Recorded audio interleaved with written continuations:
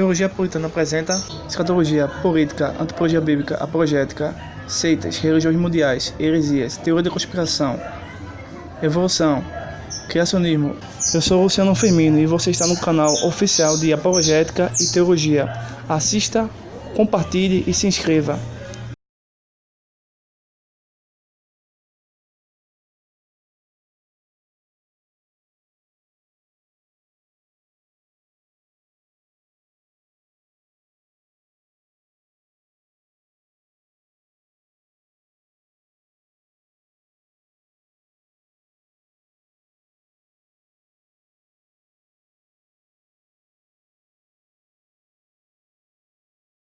Estamos de volta aqui no canal para a gravação de mais um vídeo.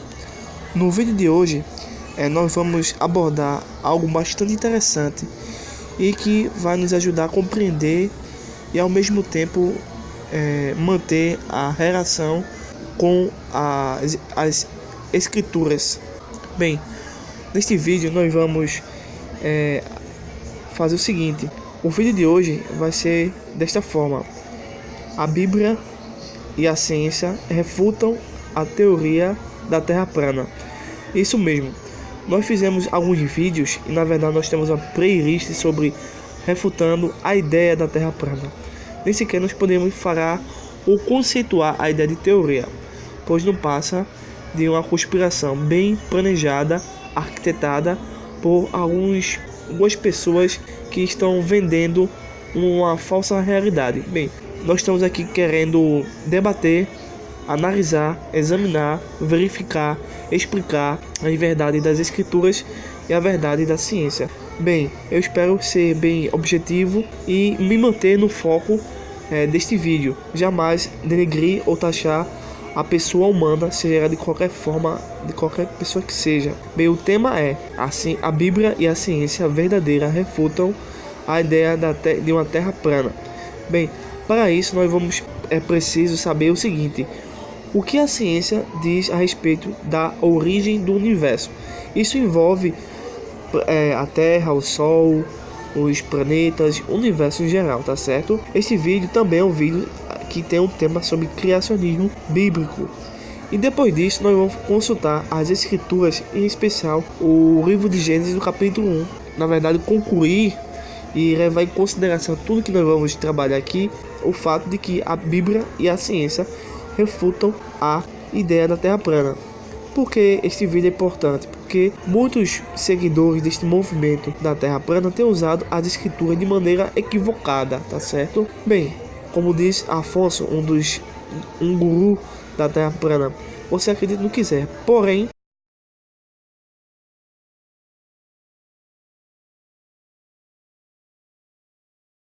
nós acreditamos no que as evidências, tá certo, apontam, independentemente do que eu acredite ou não. Pois bem, vamos começar por aqui. O que a ciência diz a respeito da origem do universo? Sabemos que o tempo, a matéria e o espaço tiveram um princípio. A relatividade geral afirma exatamente isso que eu acabei de dizer.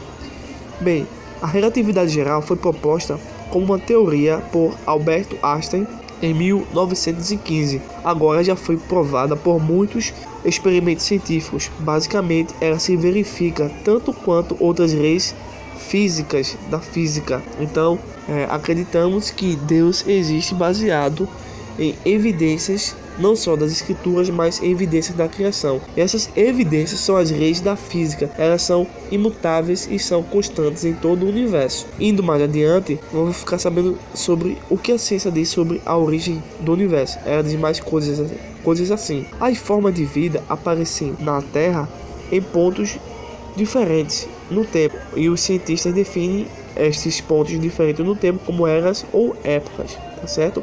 Lembrando que a ciência que nós estamos pesquisando e acreditando é a ciência verdadeira, que entende as escrituras como a palavra de Deus, mas a ciência falsa entende que as eras e épocas são milhões e milhões de anos. E nós estamos afirmando isso, estamos afirmando que eras e épocas são conceitos científicos que podem ser vistos e observados não como milhões ou bilhões de anos, mas como milhares de anos. Bem, outra coisa importante para ser dita nesse primeiro ponto é o seguinte: as formas de vida aparecem neste planeta Terra em uma determinada sequência. e em diferentes pontos do tempo. A teoria da evolução modifica as espécies por meio de mutação favorável. É mais frequentemente ensinado como a base para essa sequência de desenvolvimento de novas espécies, tá certo? Então, quando eu falei essa mutação favorável dessa teoria da evolução, não é a teoria de Darwin, nem a teoria do neodarwinismo, tá certo? É a concepção e a ideia verificável da microevolução. Então seria mais correto dizer que existe uma microevolução ou uma pequena variação favorável na preservação da mesma espécie, não que a mesma espécie venha se multiplicar e dar origem a uma outra espécie totalmente diferente. Espero que vocês tenham compreendido esse ponto, meio que até mesmo é confuso, porém existe sim uma microevolução, que não é a base para as teorias de Darwin nem de outra teoria que tem a origem no evolucionismo, no qual nega a intervenção e a criação de um criador. Pois bem, outro ponto interessante é o seguinte: houve um ponto depois no qual não houve mais criação nova. Isso é interessante, isso é verificável, tá certo? Ou seja, a criação foi começada e teve um fim. Teve um começo e teve um fim. Observando tudo isso, a ciência verdadeira sempre vai estar de acordo com a Bíblia. Não o contrário, no que diz respeito aos processos gerais de desenvolvimento da complexidade da vida aqui nesta Terra.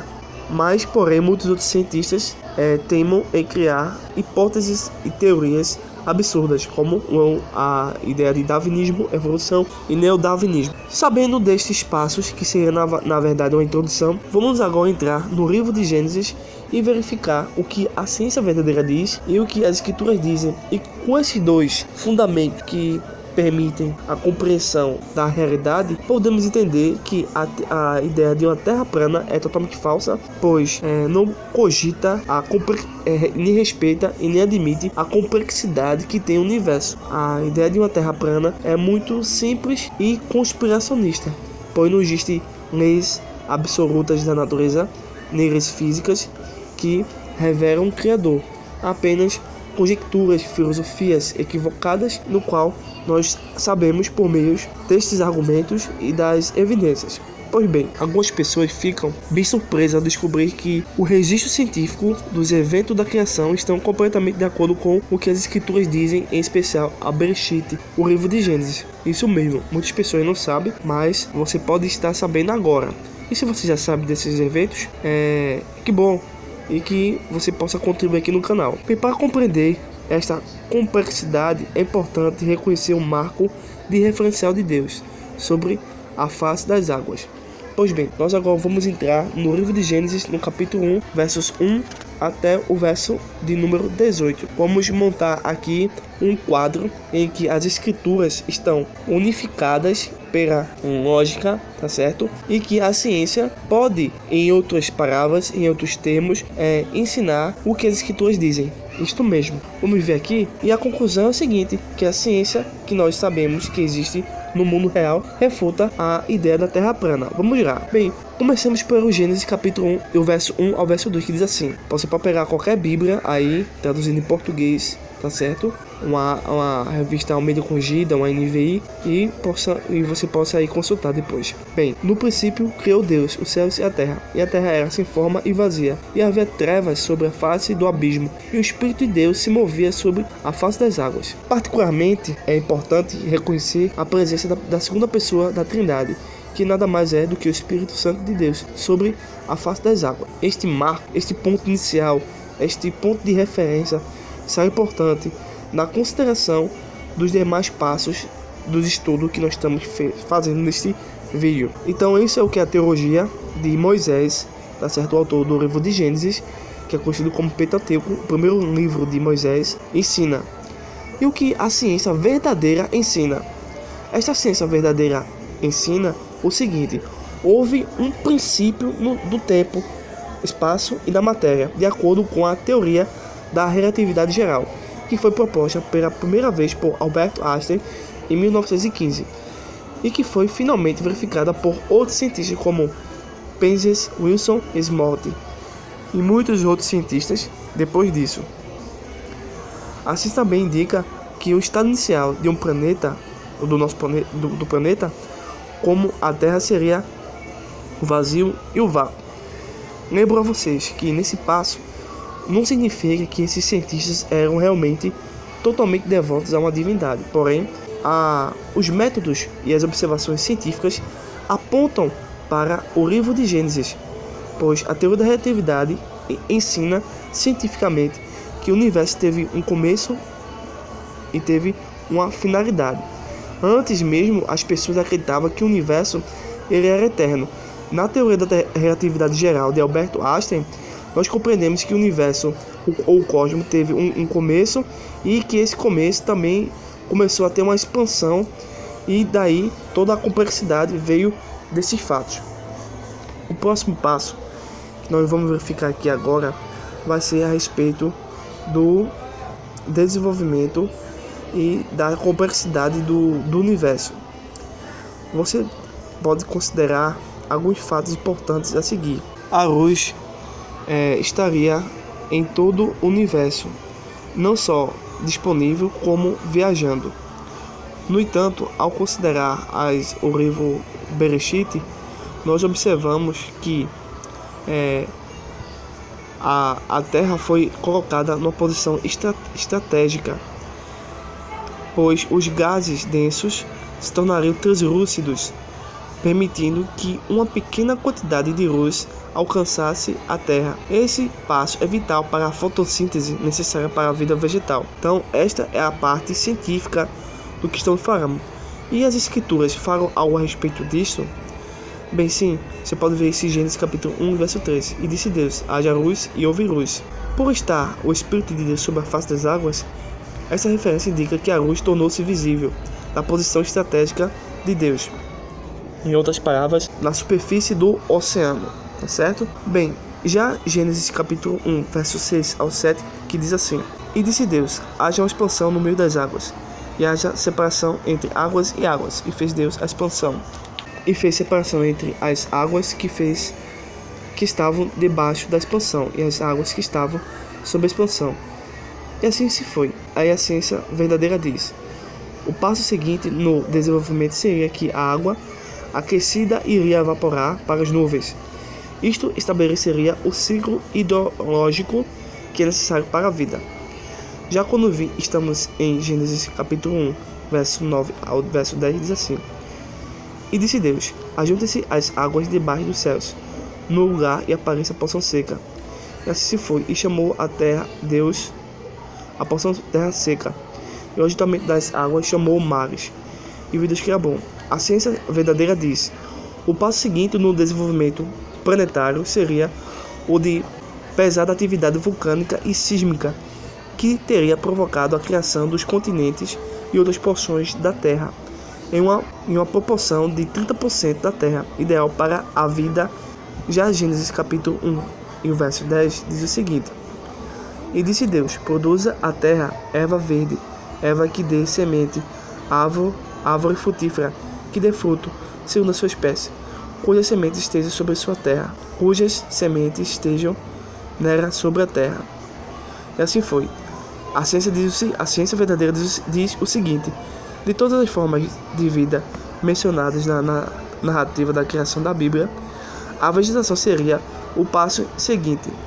Luz, água e as grandes quantidades de dióxido de carbono que estavam todas presentes na Terra primitiva teriam definido a etapa para a vida vegetal.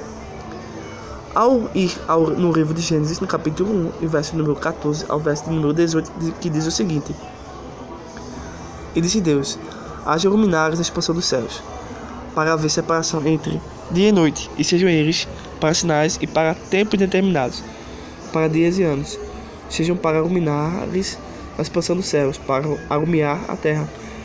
E assim foi. E Deus fez os dois grandes luminares, o luminar maior para governar o dia e o luminar menor para governar a noite. E fez as estrelas, e Deus os pôs na expansão dos céus, para alumiar a terra, para governar o dia e a noite, e para fazer separação entre luz e as trevas. A ciência verdadeira diz o seguinte: à medida que a vida vegetal liberava oxigênio, juntamente com outros fatores, tá certo? A atmosfera foi se tornando transparente até o ponto em que o Sol e a Lua e as estrelas ficaram visíveis desde a superfície da Terra. Anteriormente a esta época, os gases densos permitiram a passagem de um pouco de luz, mas não a visibilidade dos corpos celestes. Mais uma vez é importante recordar que o marco de referência está sobre a face das águas. Alguns pesquisadores opinam que uma interpretação literal da Bíblia indicaria que o Sol, a Lua e as estrelas foram criados durante este passo, no quarto dia. Isso faria pouco sentido para um cientista. A Terra deveria ter a luz do dia e o período da noite, e deveria girar para ter um dia e uma tarde e manhã. Tudo isso exigiria um Sol.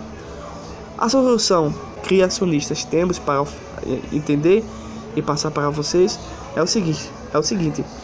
Este dilema está em reconhecer que a Bíblia afirma que os céus foram criados no primeiro dia. Não há nada na linguagem do quarto dia que exigisse a criação desses corpos celestes no quarto dia. Eles já poderiam ter sido criados previamente. Nós também descobrimos que a palavra hebraica significa fez no quarto dia, assar, que normalmente significa produzir ou manufaturar, também poderia ter esse significado de fez surgir, o que se encaixa melhor no contexto. Em primeiro lugar, precisamos nos lembrar que a posição estratégica do Espírito de Deus era sobre a face das águas. Em segundo lugar, devemos considerar que a Bíblia nos diz a razão por que os corpos celestes surgiram, para marcar tempos determinados para dias e anos. Gênesis capítulo 1, verso 20 ao 21, diz assim: E disse Deus, produza águas abundantemente répteis de alma vivente e voem as aves sobre a face da expansão dos céus. E Deus criou as grandes baleias e todo réptil de alma vivente que as águas abundantemente produziram conforme a sua espécie, e toda ave de asas conforme a sua espécie. E viu Deus que era bom. A ciência verdadeira diz o seguinte: os seguintes na linha de desenvolvimento listado na Bíblia foram as criaturas do mar, seguidas pelas aves. Gênesis capítulo 1, verso 24. E disse Deus, produza a terra alma vivente, conforme a sua espécie, gado e répteis e bestas feras da terra, conforme a sua espécie. E assim fez. A ciência verdadeira diz, as criaturas da Bíblia vieram os animais terrestres. Gênesis capítulo 1, verso 26. E disse Deus, façamos o homem à nossa imagem, conforme a nossa semelhança, e domine sobre os peixes do mar, e sobre as aves dos céus, e sobre o gado, e sobre toda a terra, e sobre todo réptil que se move sobre a terra. A ciência verdadeira diz o seguinte: a última criatura a aparecer na terra foi um homem. Gênesis capítulo 2, verso 2, diz o seguinte: E havendo Deus acabado no dia sétimo a sua obra que tinha feito, descansou no sétimo dia de toda a sua obra que tinha feito. A ciência verdadeira nos ensina que não poderia ter havido mais criação, pois a primeira lei da termodinâmica afirma isso. Nenhuma cultura na face da Terra compreendeu os eventos da criação do universo naquela época. Mas, se considerarmos somente a criação dos 10 eventos da criação, verificaremos que há probabilidade de adivinhar aleatoriamente o espaço, e as evidências e as sequências são de aproximadamente uma chance em 4 milhões. Portanto, o que o Gênesis ensina está de acordo com a lista de ordem dos mesmos eventos, conforme definido pela ciência verdadeira. A probabilidade de adivinhar aleatoriamente esta ordem seria de aproximadamente uma chance em 4 milhões, similar à probabilidade de ganhar na loteria com um único bilhete. Então, baseado no que acabamos de falar em alguns cientistas, nos descobrimentos que fizeram através de observações, de teorias e tudo mais, e pelo estudo das escrituras do livro de Gênesis, acabamos de refutar os textos bíblicos que os terraplanistas usam para dizer que a Terra é plana, ao usar o livro de Gênesis, no capítulo 1 em especial. Porém, ao consultar atentamente, vimos que isso não passa de um grande engano, no qual nós acabamos de refutar e de corrigir. Bem, portanto, a ciência verdadeira e as escrituras bem traduzidas refutam a ideia da Terra plana. E se você gostou desse vídeo, se inscreva, compartilhe, deixe seu like, deixe um comentário e até o próximo vídeo.